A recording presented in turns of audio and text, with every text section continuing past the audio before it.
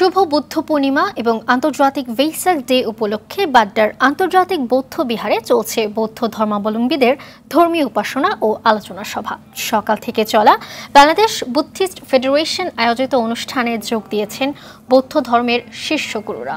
সৃষ্টির সেরা জীব হিসেবে হিংসা, হানাহানি, রক্তপাত থেকে মানুষকে দূরে থাকার উপর ধর্মীয় বিধিনিষেধ আলোচনা সহ বিশ্ব শান্তি প্রতিষ্ঠায় প্রার্থনা করেন বুদ্ধ ধর্মাবলম্বীরা।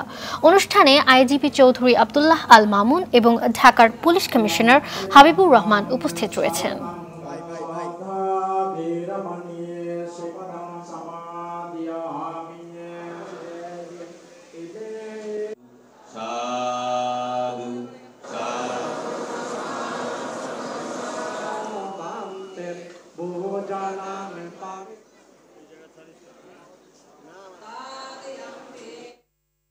দর্শক, এই বিষয়ে আরও বিস্তারিত জানাতে মেরুল বাড্ডায় অবস্থিত বৌদ্ধ মন্দির থেকে সরাসরি যুক্ত হচ্ছেন সহকর্মী আশিকুল আলম। আশিকুল, বৌদ্ধ সম্প্রদায়ের প্রধান উৎসবটির আয়োজন নিয়ে কি তথ্য আছে আপনার কাছে, জানাবেন আমাদের।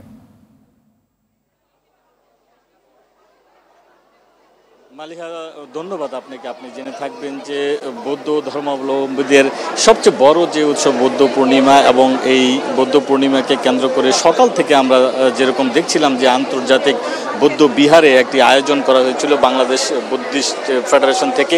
সকাল থেকে এই অনুষ্ঠান চলছিল এবং এখানে কিন্তু বৌদ্ধ ধর্মাবলম্বী যে শীর্ষ গুরুরা রয়েছেন তারা সকাল থেকে তাদের ধর্মীয় বিষয়ে আলোচনা করছিলেন এবং সারা বিশ্বে যাতে শান্তি বজায় থাকে সেই বিষয়গুলোর উপর গুরুত্ব দিয়ে তারা বৌদ্ধ ধর্মাবলম্বীরা কি ধরনের ভূমিকা রাখতে পারেন সেই বিষয়টির উপর তারা আলোচনা করছিলেন। কিছুক্ষণ আগেই এখানে যোগ দিয়েছেন পুলিশের আইজিপি এবং ঢাকা পুলিশ কমিশনার এবং পুলিশের ঊর্ধ্বতন কর্মকর্তারা।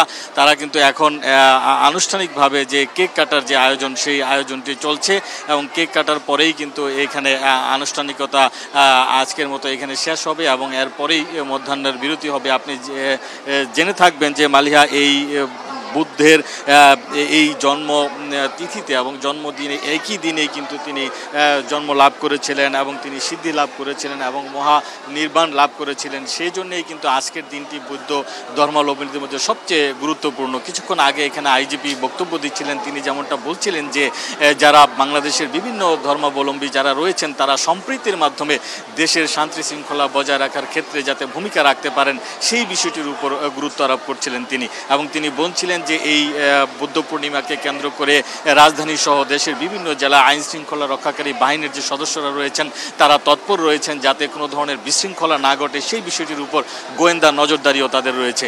মালিহা, এই ছিল আমার কাছে রাজধানীর আন্তর্জাতিক বৌদ্ধ বিহার থেকে এখনকার মতো সর্বশেষ তথ্য।